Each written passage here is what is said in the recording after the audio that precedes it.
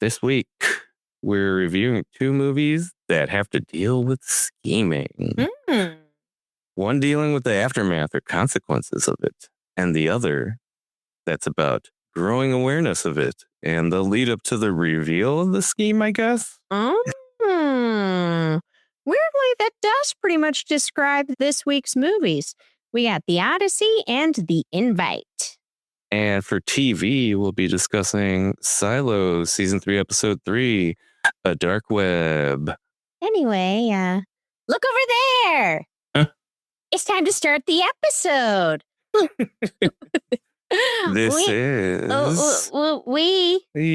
should watch that episode 17. We should watch that with Ashley and Sushi. Feel the vibes, it's a night so lush.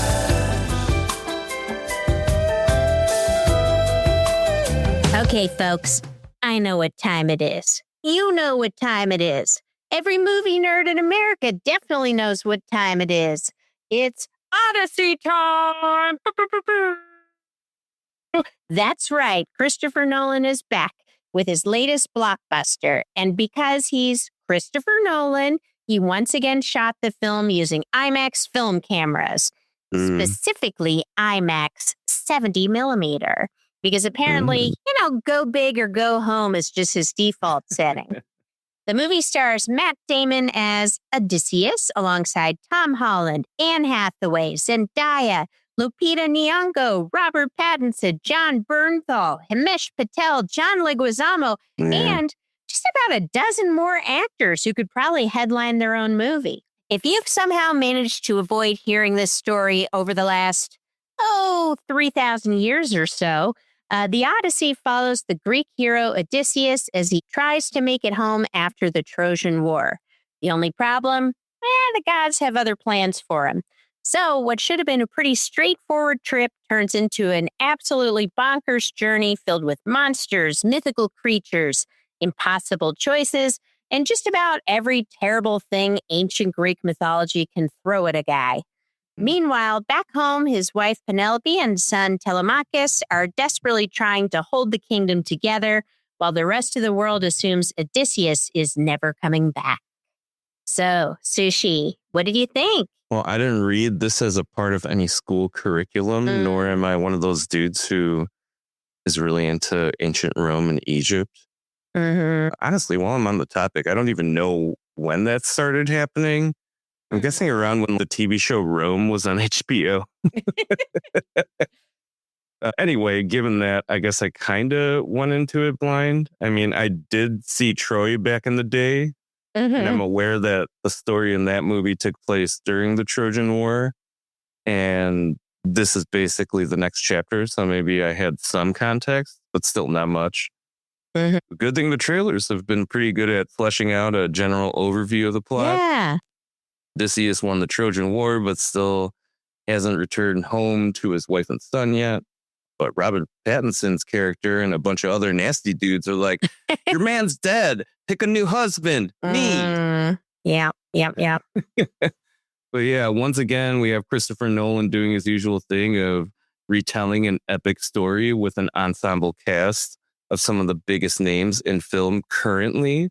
Likely showcasing some of the most impressive visuals ever captured on what else but IMAX cameras.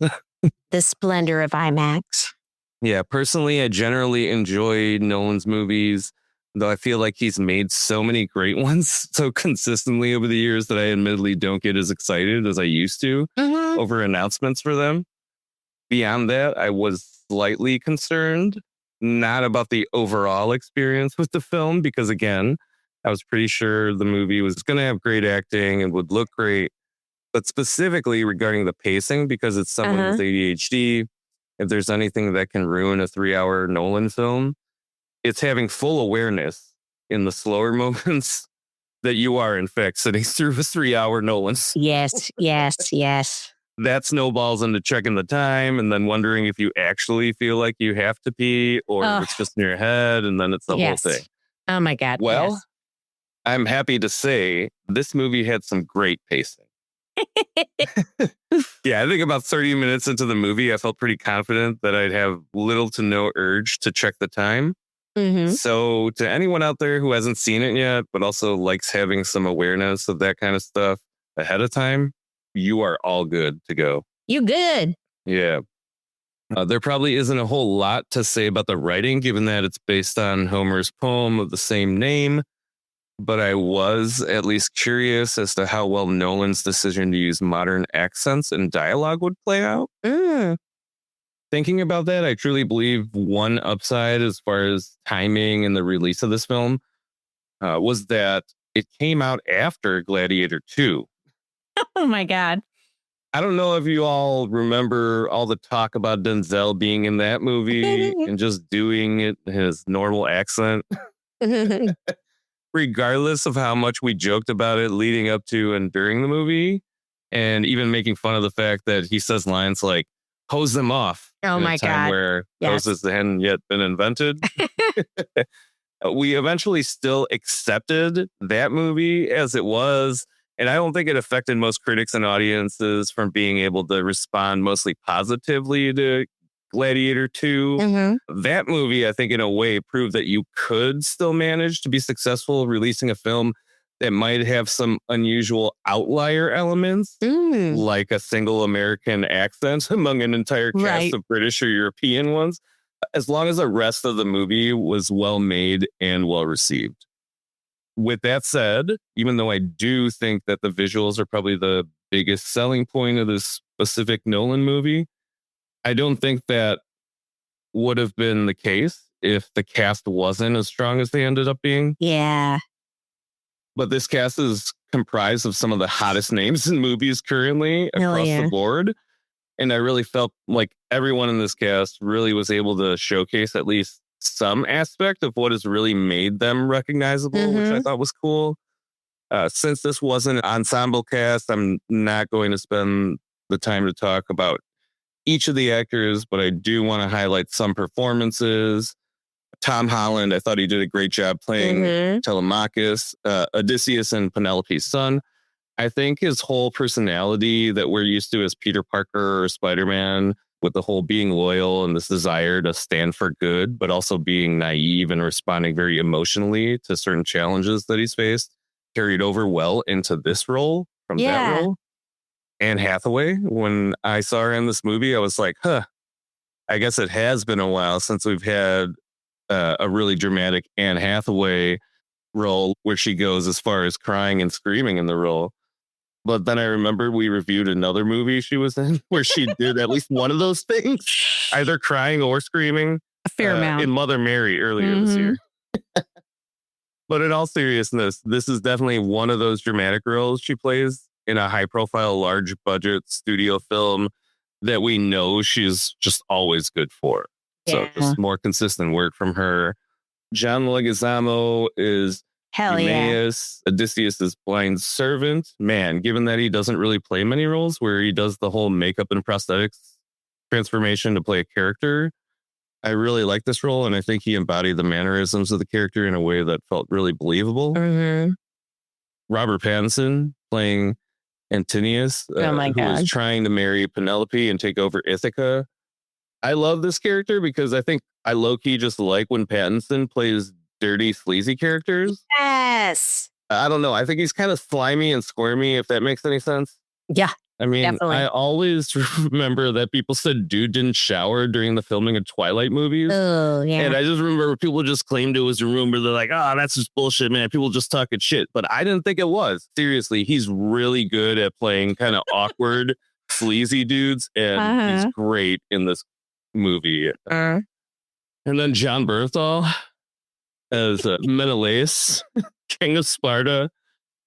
So if there was one person who was going to take me out of the moment with this movie, it was obviously this guy.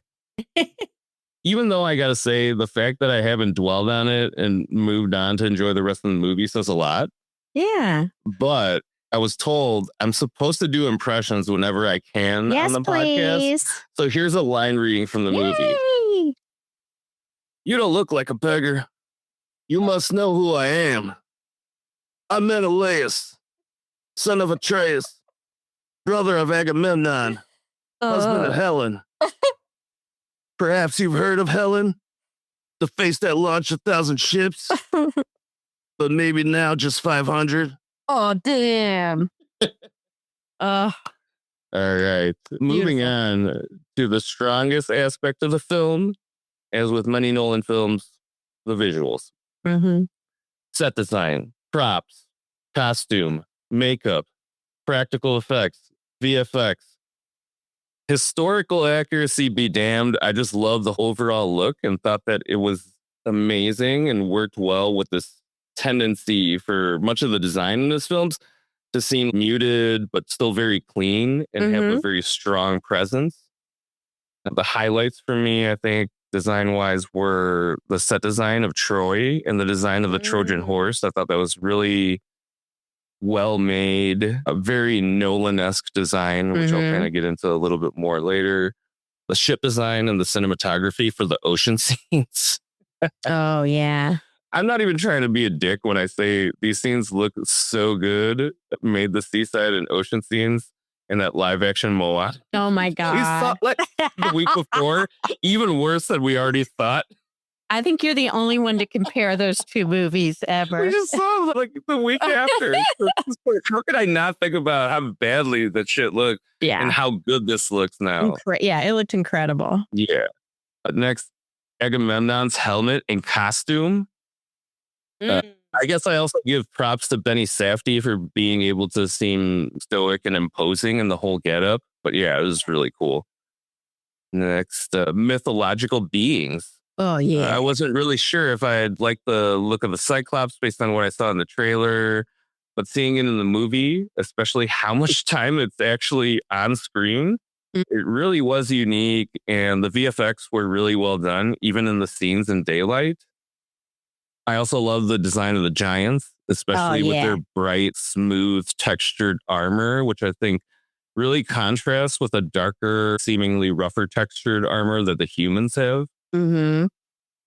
I don't know if Ashley will agree on this next one, but I think the fight choreography was pretty solid for a movie rooted in mainly use of ancient Greek weapons. Even though maybe the intensity of it was similar to the fighting in the Gladiator movies, there's just some aspect of the fighting, either due to the choreography, the cinematography surrounding it, or maybe a combination of the both, that led to it having a characteristically different feel than other movies that kind of have the same kind of themes or take place in the same time period. So yeah, before moving on to my ratings, I did want to mention the score for the movie. Because I do think it probably contributed to the movie feeling less like a Gladiator type movie and more the feel that I just associate with Nolan films, I guess. I think most of that's because this movie let the visuals do more of the speaking. And the score was more an accompaniment to like enhance what we were seeing on screen. I guess the best way I can put it is the music and sound was an aspect to a given shot or scene rather than them being a musical composition that just conveys the overall presence or the emotion of it. So it served individual moments. So basically like the sounds and the visuals that you were seeing and hearing in the actual shot translated or connected somehow to what you would hear in the score.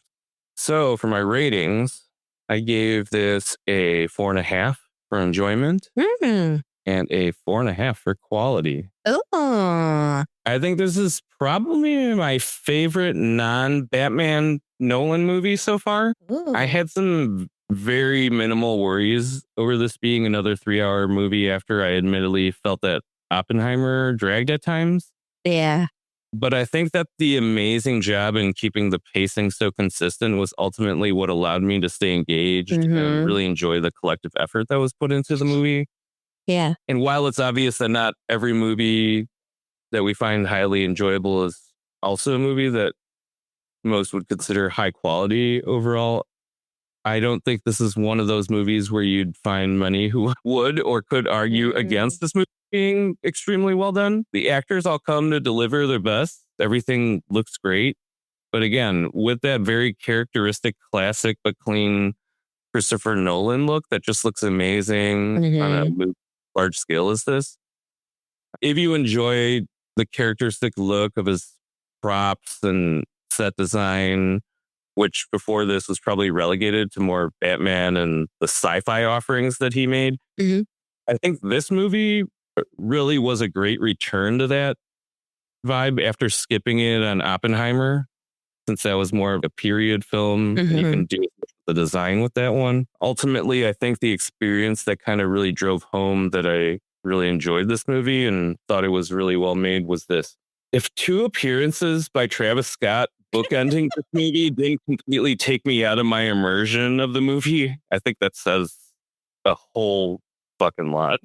Yes, I was dreading the Travis Scott of it all. Yeah, and as a reminder, because I think I'm obligated by Cactus Jack and Epic Records every time I mention him, I also have to bring up that Travis Scott was the person who invented getting fucked up. Oh my God.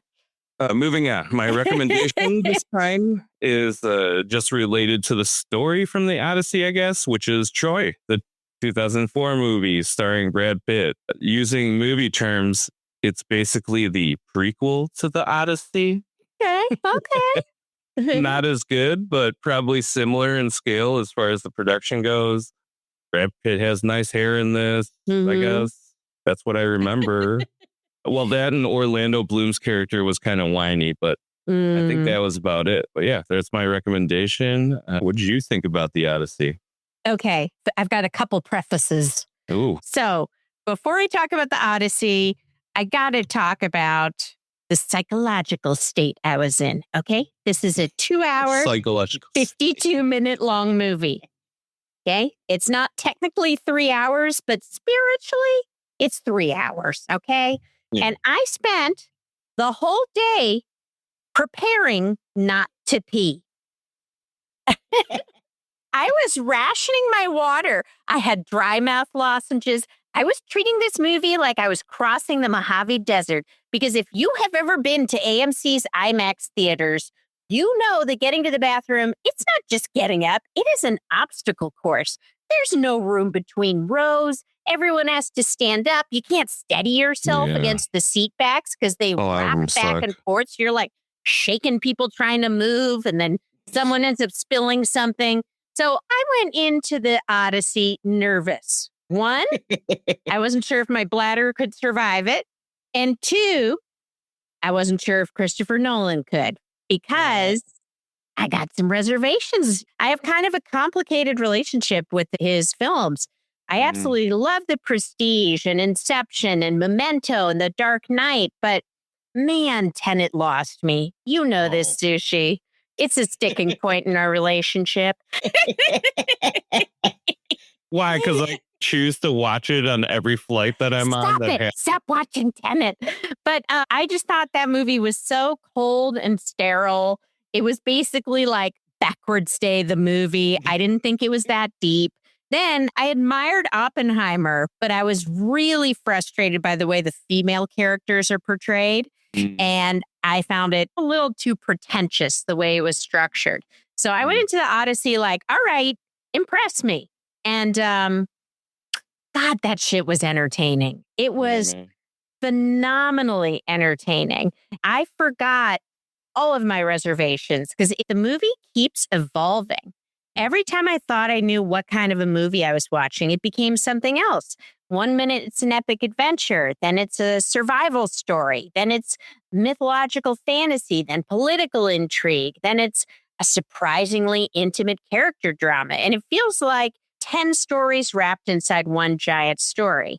Now, that, of course, owes itself to the original material. And I have to say, as someone with ADHD, yes, thank you. I love things changing every 20 minutes. And I spent a lot of time thinking about the movie because I felt so differently about it than I have with Nolan's more recent work. And I think it's because he just trusted that it was a good story.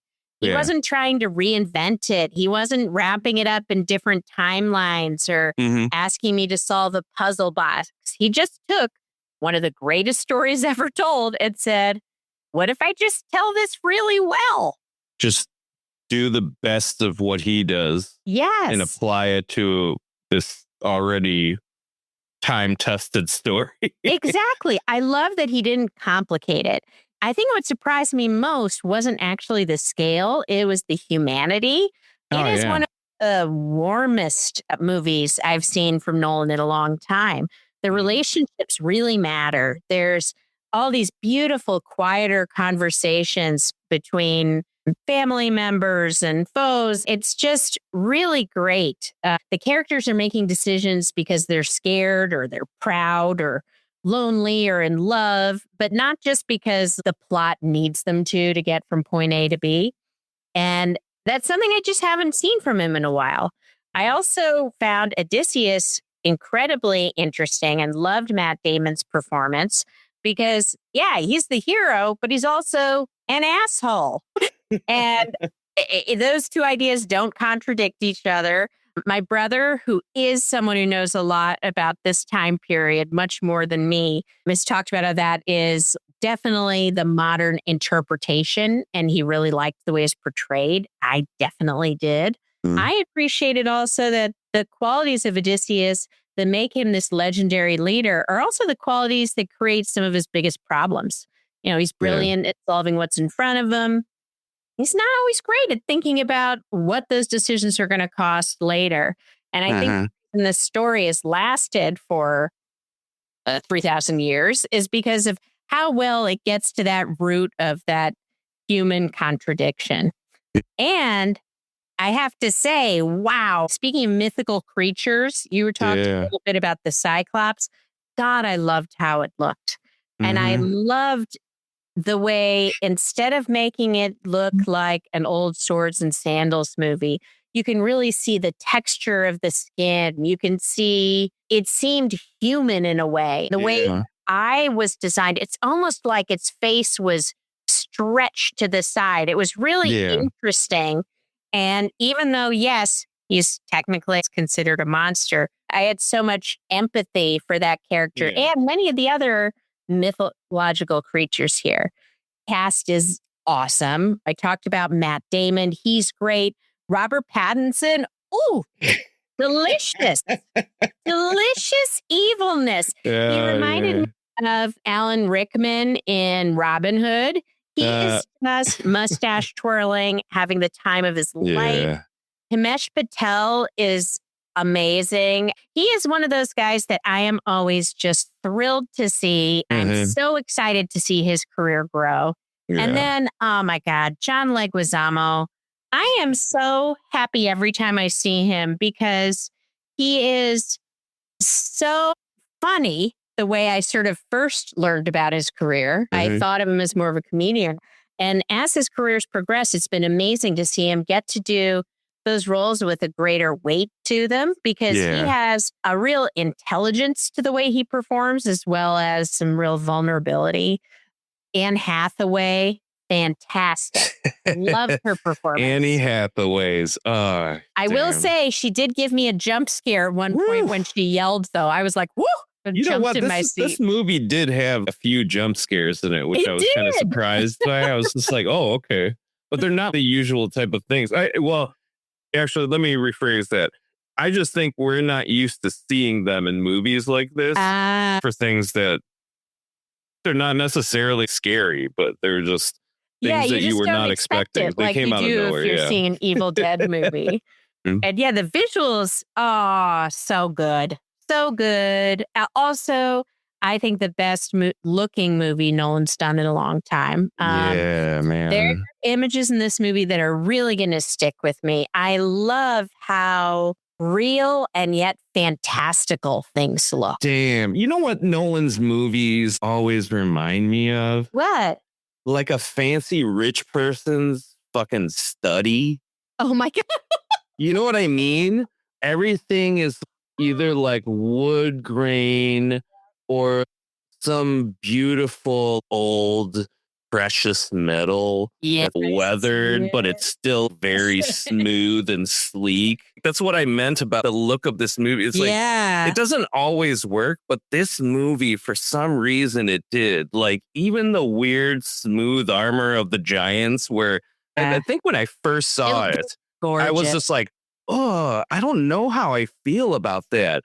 But then being shown the contrast to the trees and everything around it, it looked like so good.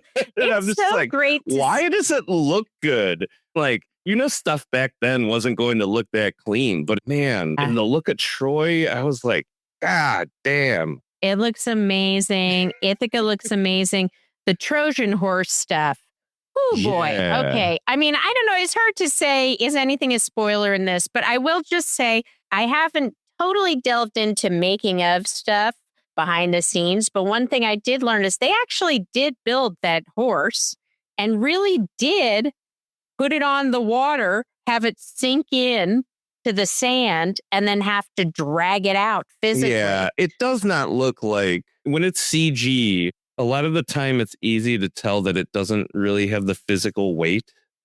Everything has weight in this movie. Everything has physical weight in this movie.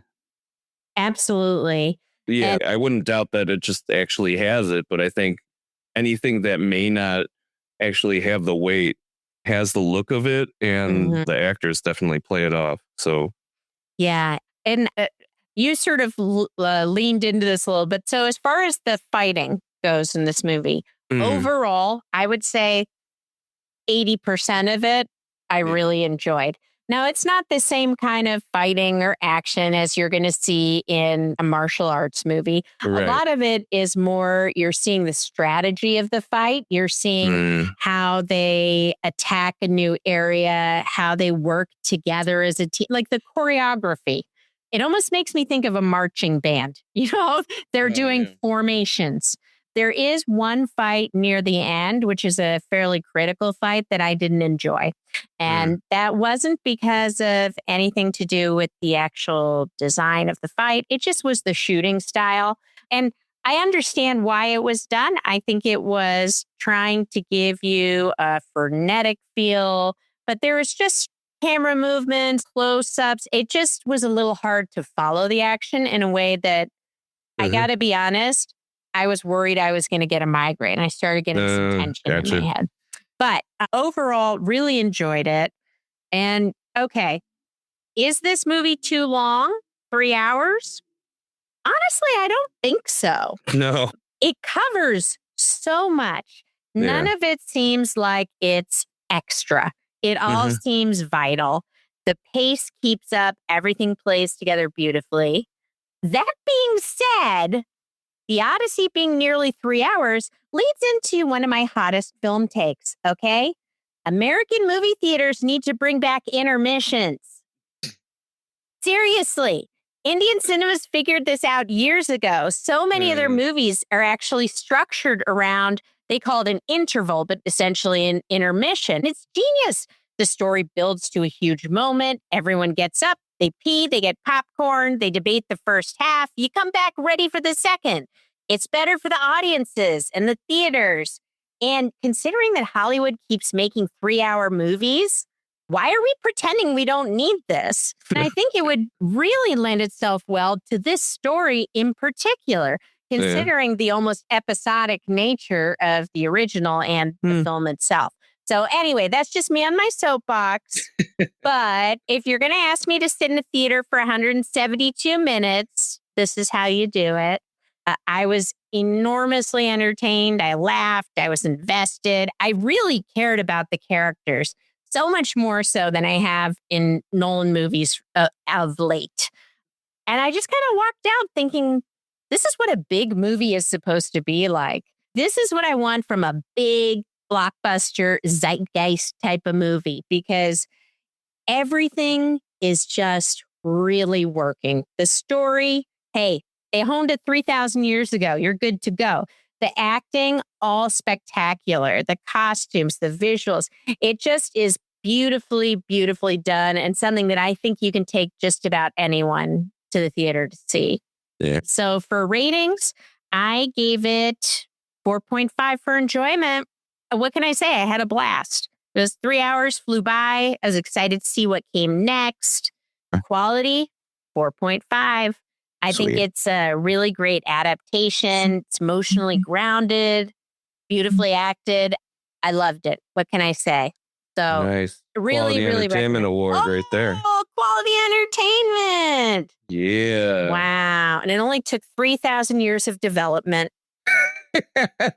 3,000 years of development and some smooth ass armor. Yeah. And this is one where I didn't have enough time to do a ton of the behind the scenes stuff, but Yeah. from what I've seen, it's really fascinating. I know that, for example, in the scene where they have giants, they had a very short woman stand in for Matt Damon because Funny. her size compared to the size of really tall Oh, my actors God. playing giants gave that contrast. So there's a lot of really interesting old school filmmaking Hell yeah. here. I love that practical stuff. Yeah. Absolutely. I can't wait to dig into that some more over the coming weeks. Nice. All right. Well, we've got a movie of a very different scale up next. Mm-hmm. All right. From one massive blockbuster to 4 people in an apartment. Our next movie is The Invite, directed by Olivia Wilde, making her 3rd feature after Booksmart and Don't Worry, Darling. Wilde also stars in the film alongside Seth Rogen, Penelope Cruz, and Edward Norton. And the movie follows a not so happy couple living in San Francisco who seem to spend more time arguing than actually talking to each other. Then one night they invite over the upstairs neighbors, a free-spirited couple who, let's be honest, you can tell from the trailer, they want to swing. There's swinging stuff going on. But while this is technically what the movie's about, it's also really not. I found that it ended up going in a much more thoughtful direction than you might expect at first. What'd you think, Sish? Well, I didn't know shit about this movie before the trailer. But man, after the first trailer, I kind of assumed it was about swinging. Oh, yeah. Then I saw the second trailer, and yeah, by the end of it, I was like 90% sure it was about swinging. Mm-hmm. But I guess I should also mention the premise is that this couple in a troubled marriage, played by Seth Rogen and Olivia Wilde, invite their neighbor couple, Penelope Cruz and Edward Norton, over for dinner to change things up a bit. Mm-hmm. Of course, I also recognize the cast and don't really find any of them especially offensive, though I know Ashley has a thing against Edward Norton wanting to write his own dialogue. Yeah, a little bit. And I might subconsciously dislike Olivia Wilde from her character on the OC, a show that I admittedly was a huge fan of. Love it. Anyway, I don't know if it was ADHD or what, but we're suckers for trailers that seem to revolve around some major mystery. Mm-hmm. I know we tried to see it last month, only to find out that it had a limited release at the time. Yeah, that's right. So we didn't actually get to see it until this past weekend. By the time of this review, it should be out in all markets across the US. And I imagine it should stay for a bit at least, since both critics and audiences seem to really be enjoying it. So seeing this movie, it really wasn't what I was expecting. Yeah, I agree. Yeah, I kind of went through a roller coaster of emotions with this movie. The first thing I kind of have to get out of the way is that I didn't realize there'd be so much fighting happening on screen, like arguing. Yeah. So if you're someone who doesn't really enjoy that kind of stuff, just be aware that it kind of happens for what felt like at least a third of the movie. Yeah, if not more. But I truly think it's worth sticking it out because I feel like this movie is one of those that you just have to experience fully to truly enjoy. Yeah. If you happen to hear this after walking out on it, seriously, either go back and see it all the way through or at least wait until it comes to streaming and rewatch it then. Yeah. Someone who's personally experienced close friends being in toxic relationships over the years, I really think Seth Rogen as Joe and Olivia Wilde as Angela are incredibly believable as a toxic couple. It's not that they're always angry at each other or truly hate each other, but there's so much resentment between them that they can't help but blame each other for their situation, like everything in their situation. And I really think that nuance in how they fight and that raw realism of how it looks and feels as somebody witnessing it is one of the aspects that kind of made this movie so good. Penelope Cruz and Edward Norton as the eccentric neighbor couple. Man, I loved how they played these characters because you really feel like that's all they're going to be in this movie for a while. Characters based on existing archetypes. But as the movie progresses, it kind of begins to explore the depth of them. At least for me, I ended up feeling like the filmmakers didn't want to really examine them as people, though. I feel like they just wanted to leverage them to provide contrast to Seth Rogen and Olivia Wilde as a couple. Just because I don't really feel like we fully cement them as people. It feels like every time we're about to have that happen, they pull back on it by making them seem like characters again. You know, they're almost like facilitators for the other that's couple. what I kind of felt. It's really less about them. So they're more used as a tool to show how extreme or how bad of a hole the main couple has gotten into. Moving on, there weren't a ton of flashy design elements. This isn't really that type of movie. But like I was saying to Ashley when we saw it, this movie really employed some time-tested techniques that have been used in some of the most critically acclaimed films in the history of film. So much so that given how good this movie was overall, I really thought it'd be a great example to use for a Film 101 course. Like one of the elements I caught onto really early on was the cinematography and specifically how much the camera angles and framing utilized to represent emotions felt by the characters or kind of incite feelings in the viewers. There are certain scenes in this movie where there were honestly so many vivid examples of it happening on screen. It's almost difficult to miss. The other technique I noticed being utilized pretty heavily was just leveraging the score to kind of affect emotions similarly to how the cinematography was used. I think the strongest example of this was a scene where there's increasing tension during an argument and you have this cello part just grinding away noisily, just adding to the frustration of the situation. And after seeing the movie, I saw behind the scenes that talked about that a bit. Obviously, it was intentional, but they even chose a cello as the instrument because they thought that it would have the most impact in the situation, which it really did. Man. Yeah. Again, not a movie with flashy design, as it really doesn't need it at all. I really just felt this movie as a dramedy about couples and people that ended up being a lot deeper of an analysis, I guess you could call it, than I ever expected. But even if I wasn't aware, I guess critics mostly think Olivia Wilde is a good director. So I agree. I mean, based on this work. Did you see Booksmart? No, I saw the other movie. Oh, right. Don't worry, darling. That's right. But yeah, that one was weird. Yeah. Each of her movies has a very distinctive style. Yeah. Moving on to my rating. I gave this a 4.5 for enjoyment and a 5 for quality. Oh my God. Wait a minute. Yeah. Since this is the first time I'm giving a perfect rating for either enjoyment or quality. Oh my God. I guess I should probably address that first.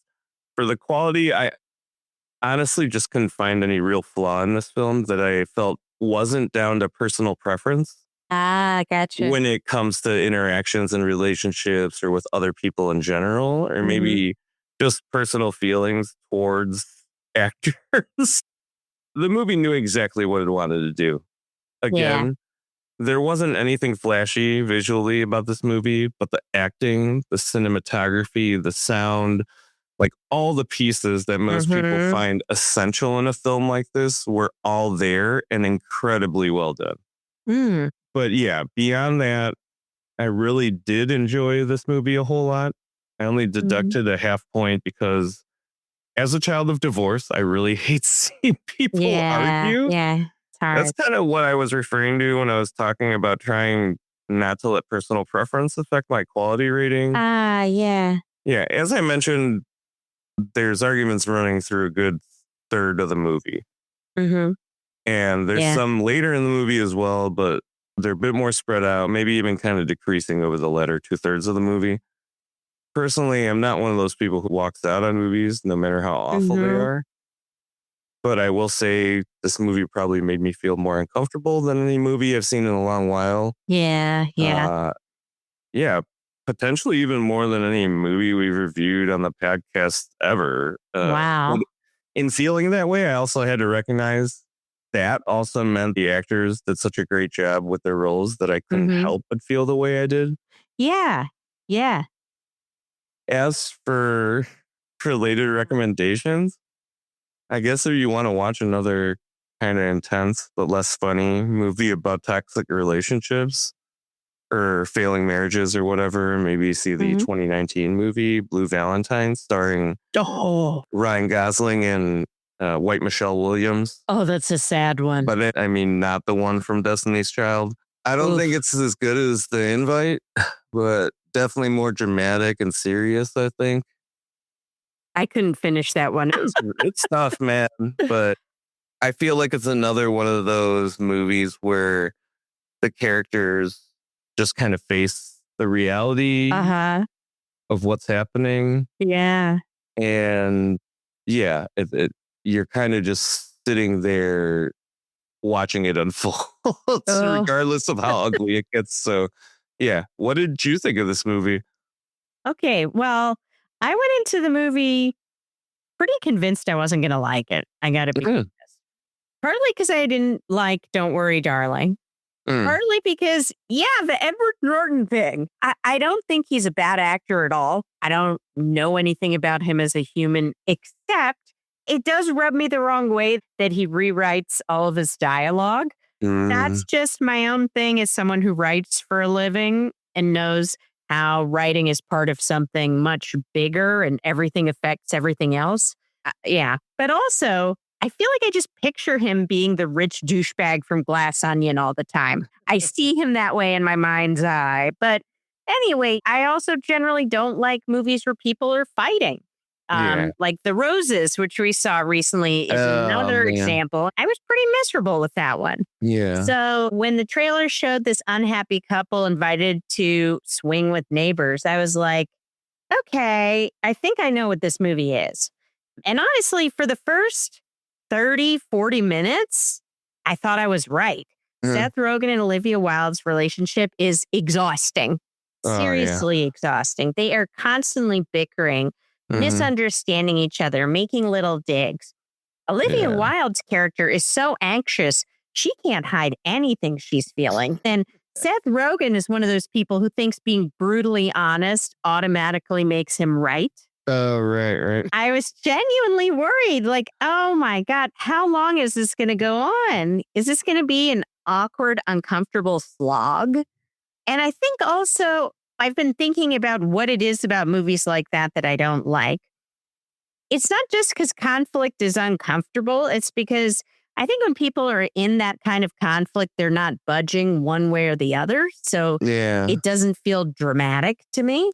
But okay, this movie really surprised me because once Penelope Cruz and Edward Norton show up, that's when the movie just completely turned around. Instead of seeing this miserable couple and the two of them just being like, eesh, okay, let's get out of here, they like lean in fully.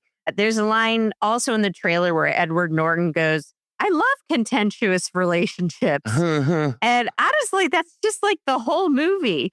They really dig in. This couple, this swinging couple, is just in the mess of emotions. Then once they get there, it's nice because we finally get to see them separated from that dynamic and get to understand who they are as individuals some more.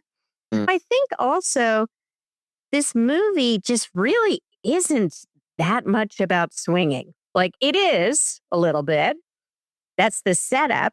But it's really interested in how people get stuck in relationship patterns. Rogen and Wilde are so convinced that they already know what the other person thinks. and wants and feels, that they just stop being curious. They stop asking each other questions. Penelope Cruz, oh my God, she was easily my favorite part of the movie because she is the opposite. She is cool as fuck, empathetic, observant. And instead of assuming she understands people, she asks them a lot of questions. And that's when things really open up a whole lot. Also, oh my gosh, there's this one moment I couldn't stop thinking about. It's just a small line. Olivia Wilde is showing off her apartment renovation. And she says, we had subway tile before, but we put new subway tile up. And she says, I like things that are different, but not too different. I thought that was so funny because looking back, that's her whole character. She desperately wants things to change, but she can't quite imagine what real change would look like. Right. So she's trying to change everything while keeping the basic structure the same. So I thought that was a really cool metaphor. I also love that the movie doesn't vilify anyone. I completely understood everyone's perspectives. And I loved just getting to see a real spectrum of them in and out of the dynamic and how they work through things. Also, okay, Sush, I'm sure I'm not the first reviewer to say this, but people being surprised that their neighbors are swingers in San Francisco. Like, really? In San Francisco? That's like the least surprising thing that you could imagine in a neighbor. They got so much money that they would get bored. I know, seriously. But yeah, I really liked the movie. I think for me, I gave it a little bit lower on enjoyment. And a lot of that is almost the math of how much I didn't enjoy the beginning to how much I enjoyed the rest. So I gave it a 3.5 enjoyment. But again, I would say if you can get through that initial part where they're fighting, you really get rewarded in the end. Yeah, I think the payoff definitely outweighs the completely stress that you're put under for like, man, I would say a good 30 minutes at least. Yeah, it was rough. It was rough. Yeah, I hate watching that stuff, but it goes to show you how good it really was if I was willing to put up with it and come out the other end and be like, damn, man, it's worth it. Yeah. And sit there, suffer through it, because what you get out of it is so unlike so many experiences at the movie theater nowadays, especially for us, people who see so many movies. I really think that this is one of those movies where it's literally just trying to show you how people are in the environment that they're in, or the ones that you would find them in, and nothing more. It's not trying to be judgmental. It's not trying to solve the problems for them. It may call out their failure to notice certain things, but it doesn't make that the basis of what needs to happen in order to come to any sort of solution, nor does it focus on trying to provide one or answer a question like that. It literally is just showing you people in very real scenarios. And I think that while we as people who don't make movies want to think that something like that sounds really easy to do, the reality of it is that there is a tendency to try to solve problems or make things feel satisfying by the end. But sometimes I think, especially when the delivery is just so well done, it's hard to deny that there's so much value that you can take away from a performance and nothing else. Yeah, it was really cool. Oh my God. And did I say my quality rating is a 4? I thought I did, but I just did things out of order. But yeah, I just loved the look, the performances, all around great movie. So yeah, definitely recommend it. Hey, Sush, what's going on with those old-timey people from the future buried deep, deep, deep, deep, deep in the ground? I think you're referring to Sila. Oh, that's the one. Yes. Well, we are on episode 3 of season 3, titled A Dark Web. The episode opens with Juliet deciding she can no longer trust the version of reality being presented to her, having secretly stopped taking her memory suppressing vitamins. She who takes Jerry up on his offer to give her some freedom, asking to walk the silo by herself. Meanwhile, we cut to our first scene in the flashback storyline for the episode. Daniel investigates the mysterious mission that involved his sister Charlotte and other military pilots. He attends a memorial event and then speaks with the father of Juan, one of the deceased pilots. Mhm. He learns that recordings may exist of the squadron's final communications. Juan's father ends their conversation to greet the captain of the Nimitz, a Navy aircraft carrier that Charlotte and her team used as their base of operations. Mhm. Once he spots him, but what he's revealed to Daniel deepens his suspicions that the government has concealed what really happened during the mission. Yeah. Dang. Back in the silo, Camille learns that Juliet has been refusing her medication Mhm. from her nurse. Following this, we see someone drop off a note to Shirley that happens to be from Juliet asking for help. Knox enters soon after, with Shirley panicking and crumpling up the note.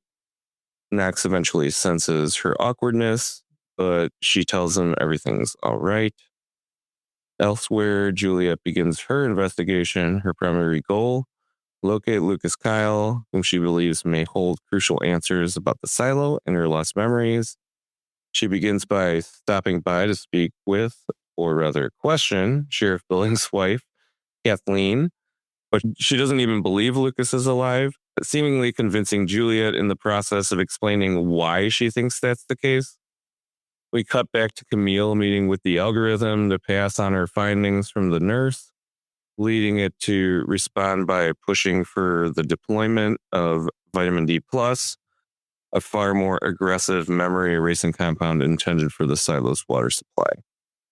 Camille hesitates, but the algorithm makes it clear that the alternative safeguard measure would likely be significantly more drastic. Yeesh.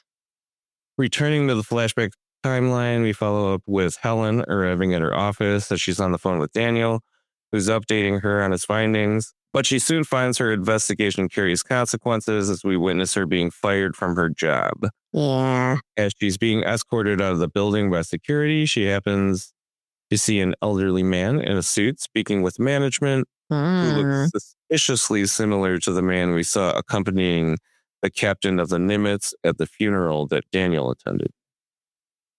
Meanwhile, back in the silo, we see Sheriff Paul Billings with Orla Kent's sister, stopping by her parents' place to reassure them that he's working to find her. Paul asks her a few more questions as they leave her parents, revealing that Orla recently started dating a new boyfriend before Paul leaves her to continue his investigation. Back in the flashback timeline, we see that despite her setback, Helen continues helping Daniel in his pursuit of the truth. Together, they seek out a source connected to the missing flight recordings and, following a meeting with him, become increasingly convinced that a major cover-up is underway. Cutting back to the silo, we follow up with Juliet as she makes a surprise visit to Robert Sims while he's dropping his son off at school. He isn't too happy about this, given that his son's still traumatized by his last encounter with her before she lost her memory. However, Juliet impressively leverages her memory loss in her plea to Robert to provide any information he has on Lucas Kyle, which he eventually does, leading her to storm off to continue with their investigation. Robert, however, seems really bothered by the incident and pulls his son out of school, apparently calling for Camille to meet with him.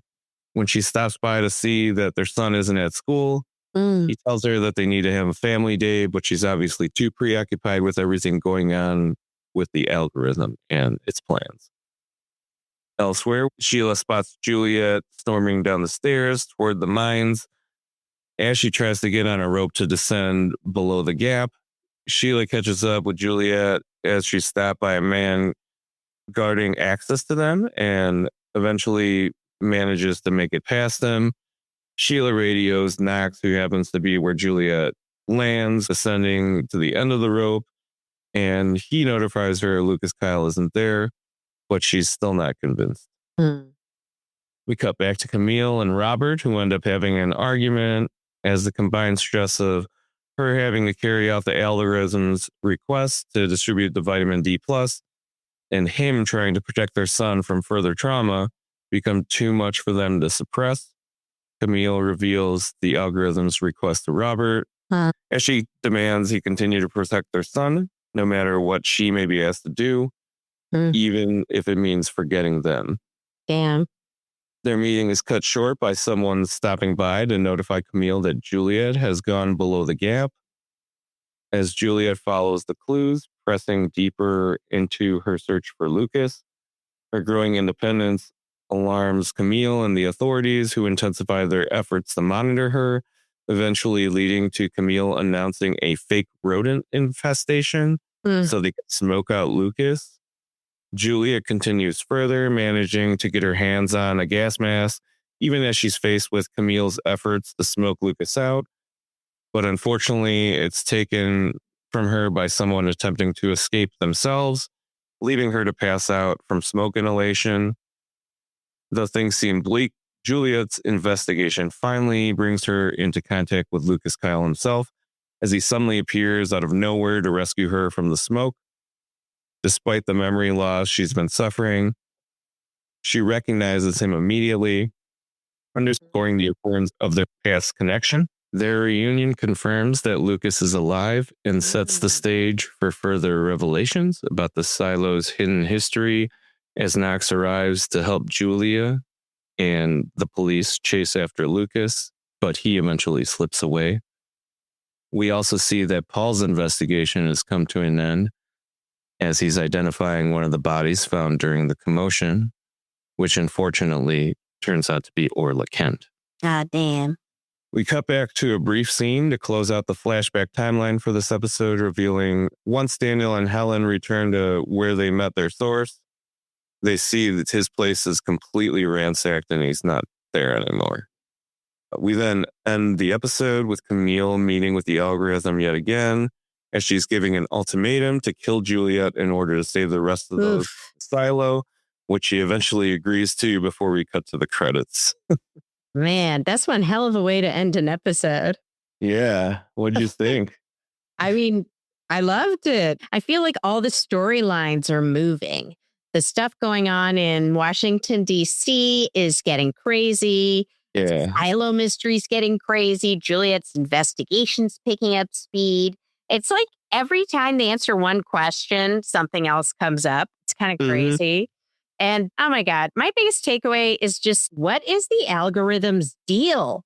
Because at first I was envisioning it, and this could be wrong for people who read the books, but I was picturing it like Chat GPT with a God complex. Every episode, though, it gets creepier. I mean, it starts talking about wiping out 10,000 people like it's deciding to update Windows tonight. And it starts talking about the safeguard. And every time someone even thinks about contacting another silo, the algorithm's basically like, oh, really? Okay, cool. I guess everyone dies. Yeah, we got to gas them all. Yeah. And who is the algorithm serving? Because theoretically, the silos were created to, quote, save humanity.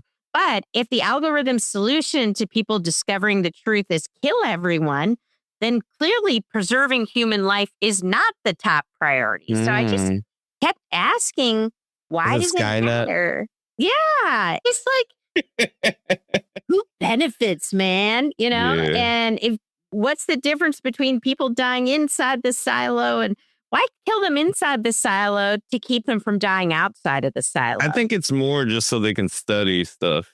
I don't think it's necessarily that they need to murder them in one place over another. I think it's just more so they have a record of what the effects are over time. I mean, they did say that this has happened, for like 3 centuries? Yeah. So I have a feeling there's some data collection happening. Ooh, oh my God. Crazy. Crazy. Another note here, the character work I thought was really cool. Sure. Camille's always been one of those characters that I can never quite get a read on. Last season, she was playing both sides, and I never quite got why. And this episode, we got an answer, and I loved it. Finding out that she actually admired Juliet, and she secretly wanted someone to uncover the truth. it just made her behavior make more sense.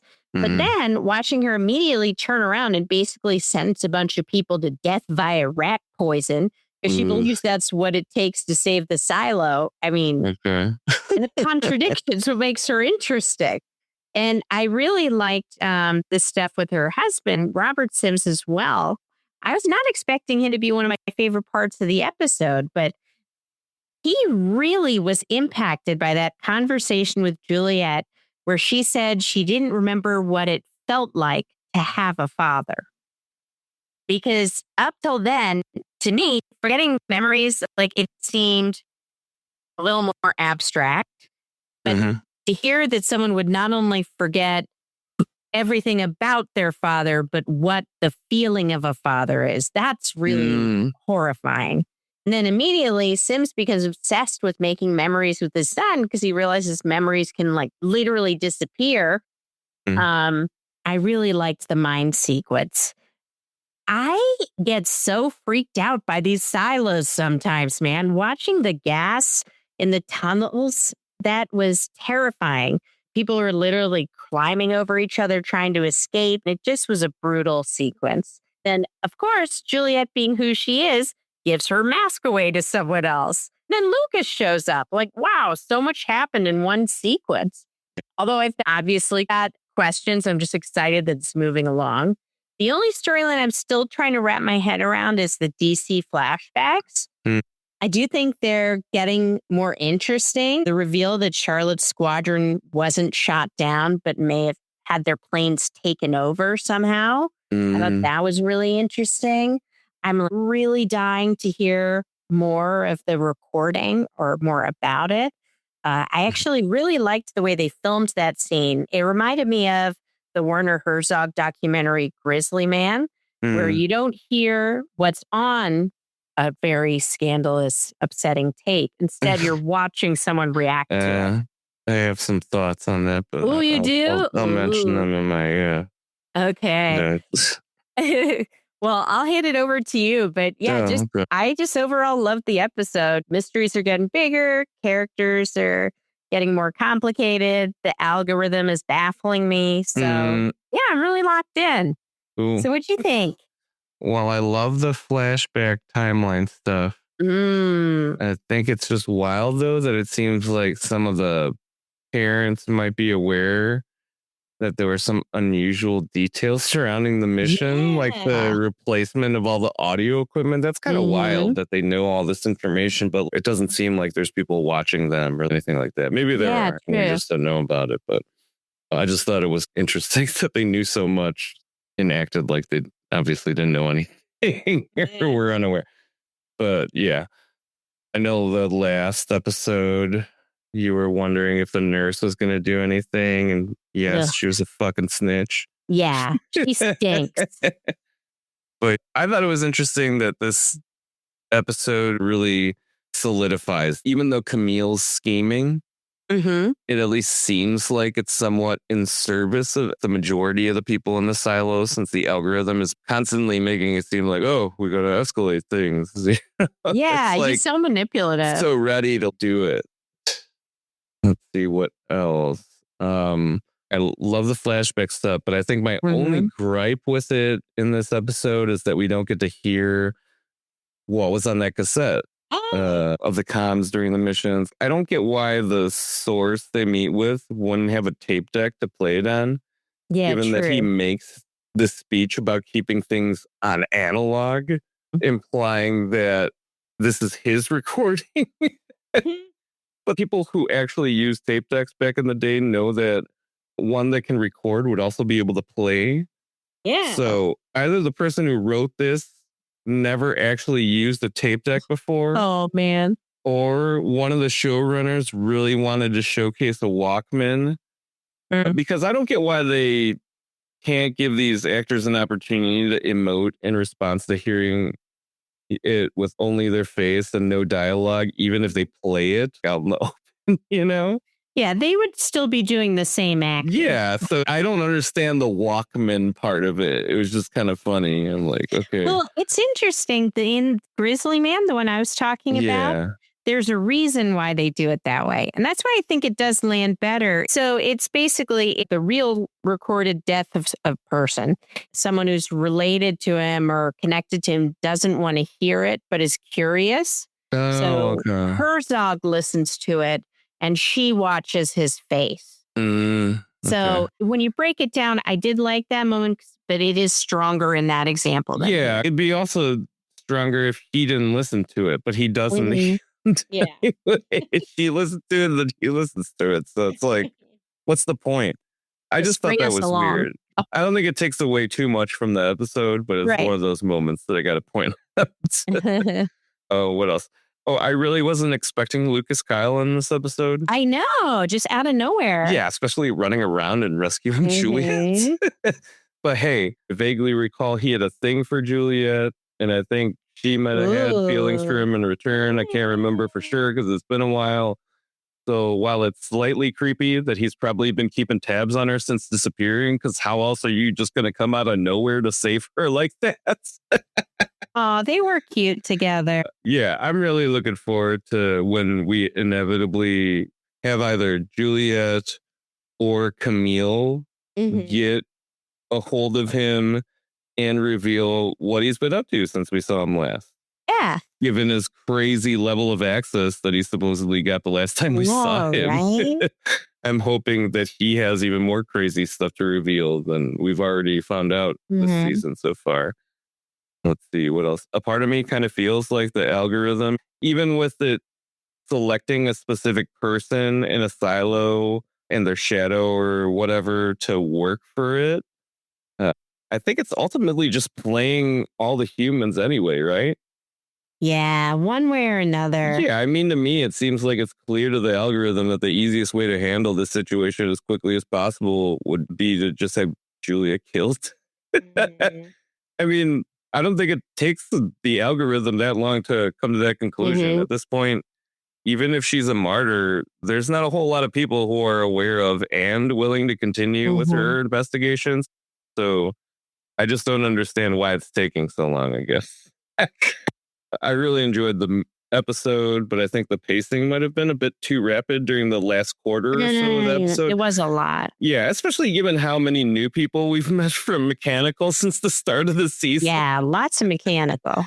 Yeah, it was just hard for me to keep track of everyone that Juliet engages with outside of Shirley and Knox. And I just remember the first time I watched this episode, I don't think I picked up quite as many details as far as revelations or maybe clues leading towards them, which I think it was down to the fast pacing near the end. So I'm glad that I eventually rewatched the episode and just hope that we kind of even out the pacing from episode to episode at least. Yeah.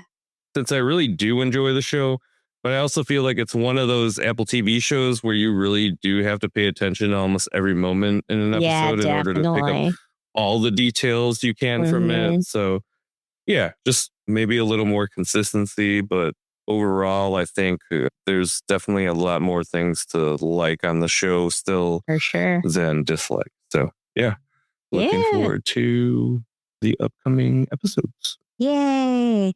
Oh, Ashley, what are you watching next?